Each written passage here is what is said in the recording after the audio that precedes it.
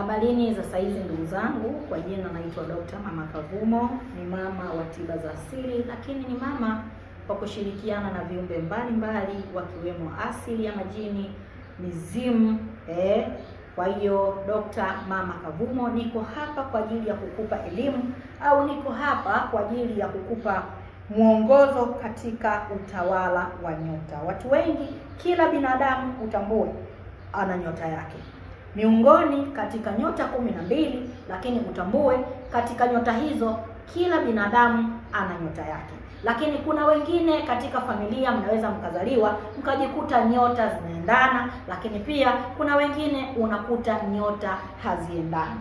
Lakini hapa wewe kama una nyota ya Simba, basi moja kwa moja unaweza ukakaa kwenye chaneli yetu ya mimi Dr. Mama Kavumo ukapata elimu inayohusu nyota yako, au nyota yako inataka nini ili nyota yako iweze kuwa yenye nguvu, ili nyota yako iweze kukupa mafanikio, au nyota yako iweze kukupandisha kiuchumi. Kwa hiyo mimi Dr. Mama Kavumo niko hapa kwa ajili ya kukupa elimu. Watu wenye nyota ya Simba, naomba uweze kukaa katika chaneli yetu ya Dr. Mama Kavumo ili niweze kukupa elimu ambayo inahusiana na nyota yako. Kwanza, watu wenye nyota ya Simba, watu wengi ambao nyota zao ni za Simba, asili yao ni nini au haiba yao? Mtu mwenye nyota ya Simba haiba yake ni nini? Haiba yake ni jeuri, kama Simba mwenyewe, kwa sababu kwanza utambue Simba ni mnyama ambaye anajiamini sana. Kwa hiyo mtu mwenye nyota ya Simba ni mtu mwenye kujiamini sana, lakini haiba yake ni nini? Haiba yake ni mtu jeuri, lakini pia ni mtu mwenye kiburi. Ni jeuri, lakini pia mtu mwenye nyota ya Simba ni mtu mwenye kiburi. Haiba yake pia ni mtu mwenye kujiamini sana. Kwa hiyo mtu huyu mwenye nyota ya Simba kibiashara, tunapozungumzia kibiashara, kwake inakuwa ni changamoto.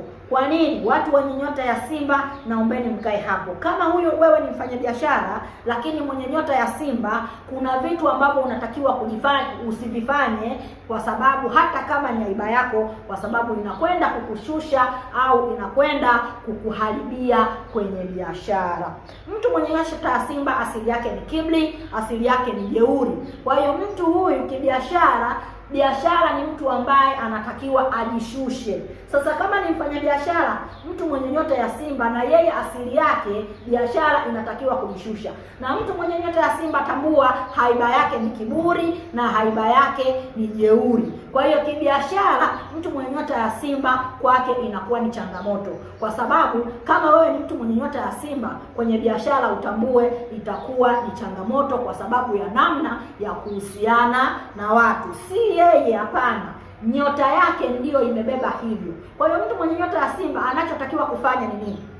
Kazi zake, kwa sababu mtu huyu mwenye nyota ya Simba haiba yake, kama ni asili yako wewe, hutakiwi kuwa mfanyabiashara. Ni mtu ambaye si mfanyabiashara au si mtu mwenye kuajiriwa, mwenye kutumwa, kwa sababu haiba ya nyota yake haizungumzi hivyo. Mtu huyu ni mmiliki, anatakiwa aajiri.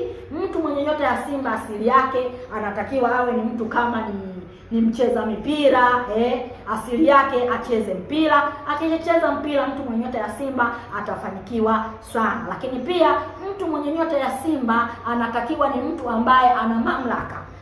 Mtu mwenye mamlaka, ina maana tunapozungumzia mamlaka, iwe ni mtu labda kazi gani ambazo anatakiwa kufanya kiserikali, inatakiwa awe ni mwanajeshi. Kiserikali, mtu mwenye nyota ya Simba ajira zake zinabeba kuwa mwanajeshi, ajira zake kiserikali zinabeba kuwa askari.